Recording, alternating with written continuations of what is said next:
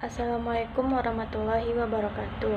Saya Nur Fadila dari kelompok 7 ingin mempresentasikan makalah dari kelompok 7 yang judulnya Surat Kabar. Di sini saya akan menjelaskan tentang surat kabar kuning.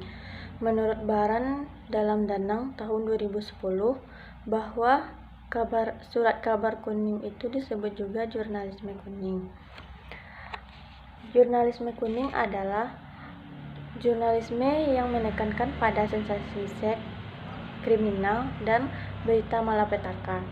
Judulnya yang besar-besaran, penggambaran yang kasar, dan bergantung pada kartun serta berwarna-warni.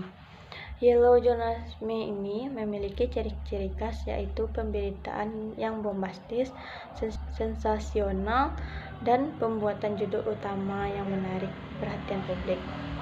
Tujuannya hanya satu. Yang pertama, agar masyarakat. Selanjutnya Rahmat yaitu akan menjelaskan mengenai bisnis surat kabar politik berita.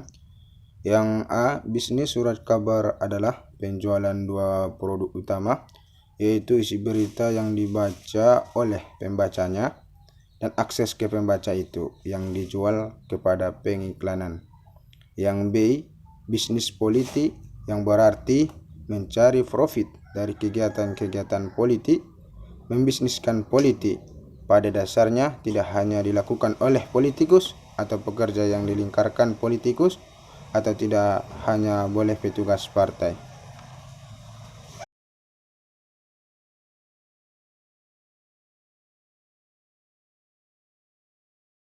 Perkembangan surat kabar di Indonesia. Surat kabar pertama di Indonesia adalah Bataviaces Noveles, Agustus 1744 sampai Juni 1746. Disusul kemudian Bataviaces Courants pada tahun 1817, Bataviaces Advertentieblatt pada tahun 1827. Selanjutnya terdapat beberapa surat kabar yang terbit menggunakan bahasa lokal, seperti pada tahun 1855 di Surakarta terbit surat kabar pertama dalam bahasa Jawa yang bernama Bromortani. Lalu surat kabar berbahasa Melayu yang pertama dengan nama Surat Kabar Bahasa Melayu yang terbit di Surabaya pada tahun 1956. Kemudian ada surat kabar dengan bahasa Betawi dengan nama Surat Kabar Betawi pada tahun 1958.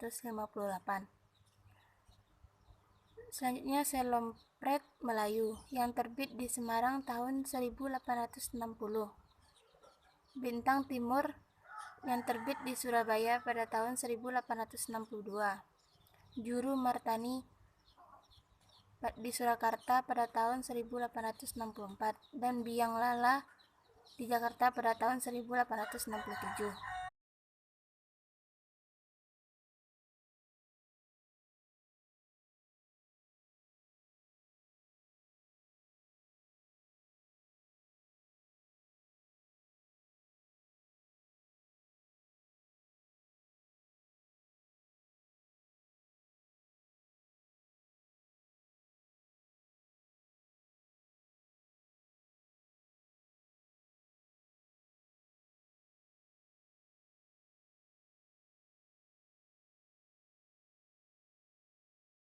Yang keempat, surat kabar terpasang.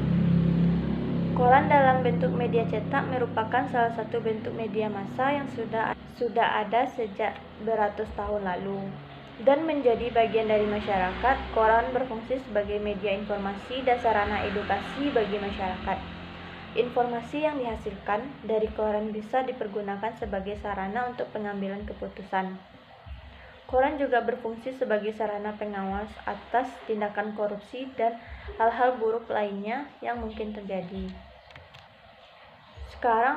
Zaman sekarang keberadaan media online juga turut mempengaruhi strategi bisnis